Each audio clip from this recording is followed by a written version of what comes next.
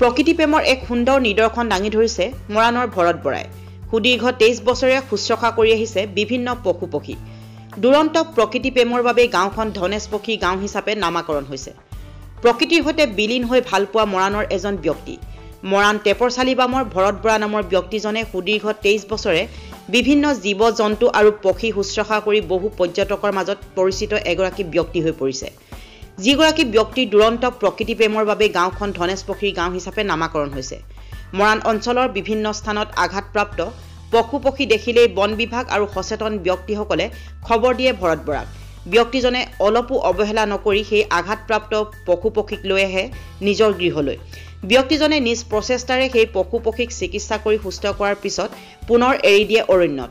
তেওঁ চিকিৎসা কৰা পশু পক্ষীবিলাকৰ মাজত আছে বাঘ, বান্দৰ, ধনেশ পক্ষীকে ধৰি বিভিন্ন চৰাই চিৰিকটি আৰু জীৱ জন্তু। চৰকাৰৰ কোনো সাহায্য নোপোৱাকৈ ব্যক্তিজনে কৰি আছে এই শুশ্ৰূষা। বৰ্তমানেও ব্যক্তিজনৰ ঘৰত দুটা ধনেশ পক্ষীৰ চিকিৎসা চলি আছে। ভৰত বৰাৰ এই কৰ্মৰাজিৰ কথা কেৱল অসম বা ভাৰতবৰ্ষতে নহয়, পৃথিৱীতে চৰ্চিত হৈছে, যাৰ বাবে বিভিন্ন সময়ত দেশ বিদেশৰ বহু পৰ্যটক আহি ভিৰ কৰেহি ব্যক্তিজনৰ ঘৰত। এই ক্ষেত্ৰত ব্যক্তিজনক সহায় কৰে সেউজ প্ৰকৃতি সংগঠন নামৰ এটা সংগঠনে, যাৰ বাবে ব্যক্তিজনে বিভিন্ন ধৰণৰ গছ গছনি ৰোপণ কৰাটো মনোনিৱেশ কৰিব পাৰিছে। তেওঁ জানিবলৈ দিয়া মতে বহু দল সংগঠন আৰু অনুষ্ঠান প্ৰতিষ্ঠানে তেওঁক বিভিন্ন সময়ত সন্মানো জনাই আহিছে। এই ক্ষেত্ৰত ব্যক্তিজনে সকলোকে বন ধ্বংস নকৰিবলৈ আহ্বান জনাইছে। ধনেশ পক্ষী গাঁও হিচাপে পৰিগণিত আমাৰ গাঁওখন সাধাৰণতে টেপচালিবাম গাঁও হ'লেও আজি হোমেন বৰগোহাঁই ছাৰে ন্যাসৰ আমি সেউজ বঁটা পালোঁ। আৰু সেউজ বঁটা পোৱাৰ পিছতে আমাৰ গাঁওখন সাধাৰণতে ধনেশ পক্ষী গাঁও বুলি পৰিচিত হ'ল। গোটেই অসম তথা ভাৰতবৰ্ষৰ মানুহে ধনেশ পক্ষী গাঁও বুলিলে জানে। আমাক ইয়ালৈ বিভিন্ন স্থানৰ পৰা, অকল ভাৰতবৰ্ষই নহয়, পৃথিৱীৰ বিভিন্ন দেশৰ পৰা আমাৰ ঘৰলৈ পৰ্যটকসকল আহিছিল আৰু আহিও আছিল। এতিয়া ক'ভিডৰ কাৰণে আমাৰ ইয়ালৈ বিশেষকৈ পৰ্যটকসকল অহা বহুত ভিৰ কমি গ'ল। তথাপিতো আমি আমাৰ নিজৰ কাম সদায় কৰি গৈছোঁ আৰু কৰি যামেই।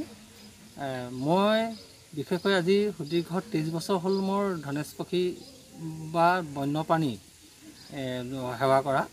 বিভিন্ন পশু পক্ষী আনি ঘৰত দুখ পোৱা বা যিকোনো কাৰণবশতঃ কিবা সিহঁতৰ আঘাতপ্ৰাপ্ত হোৱা পক্ষীবিলাক বিভিন্ন স্থানৰ পৰা পঠাই দিয়ে বা নিজেও ক'ৰবাত পাওঁ, খবৰ পাওঁ, আনোগৈ আনি মোৰ ঘৰতে শুশ্ৰূষালয়ত মই নিজেই তেওঁলোকক ঔষধ পাতি দি খোৱা বোৱা কৰি মই প্ৰতিটো বন্যপ্ৰাণীকে সম্পূৰ্ণৰূপে ভাল কৰি আকৌ পুনৰ মুকলি জগতলৈ সিহঁতে যি ঠাইত ভাল পায় নিজৰ জেগালৈ যাবলৈ সক্ষম কৰি দিওঁ। আপোনাৰ তত্ত্বাৱধানত কিমানমান ধনেশ পক্ষী এতিয়া আছে?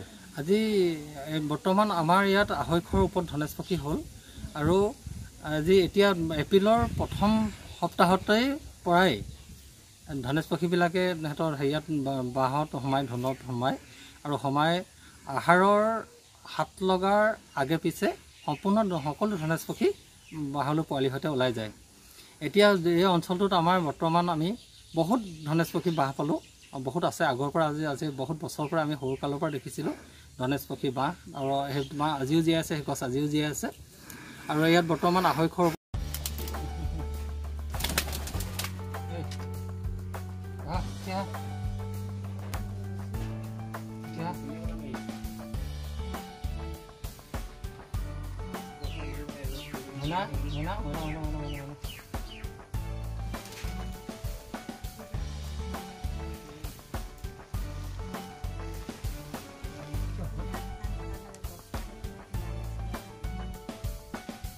মাইকী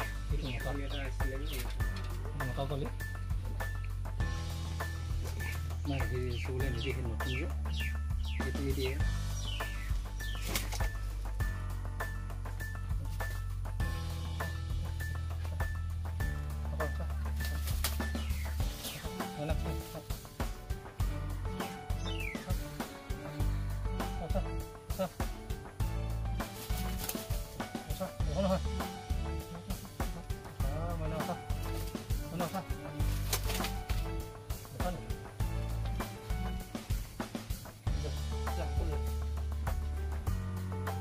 যাও,